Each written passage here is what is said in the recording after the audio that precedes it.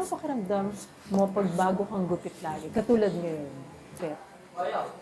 Unang-una po sa ipapasalamat din po may libreng ulit. Tapos naman po, ang pakiramdam ko naman po, ayos naman po, magaan sa pakiramdam, malamig, presko. Tama, para kang may bagong pag-asa, di ba? Pag bagong gupit, parang panibagong chance sa buhay. Ano yung pinaka matinding pagsubok na dumating sa mura mong edad sa buhay mo at paano mo na-survive yun? Paano ka nakabangon?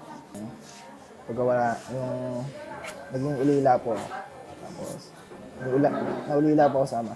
Ilang taon ka nung naging ulila? Actually, hindi ko po naalala yung tatay ko. Ang nanay na, naging nanay at tatay para sa akin. Okay. So, kamusta ka naman ngayon dito sa bahay ko? Dito po, ayos naman po rito.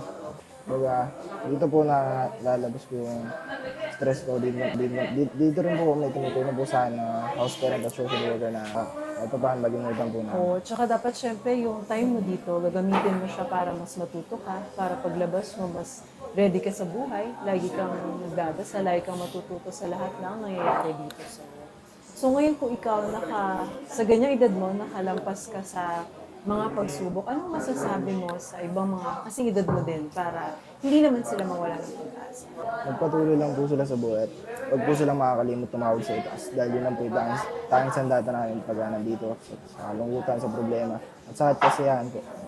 Tama yun, diba? Dapat we always remember that the Lord is with us at siya ang kasama natin sa laban ng buhay na ito.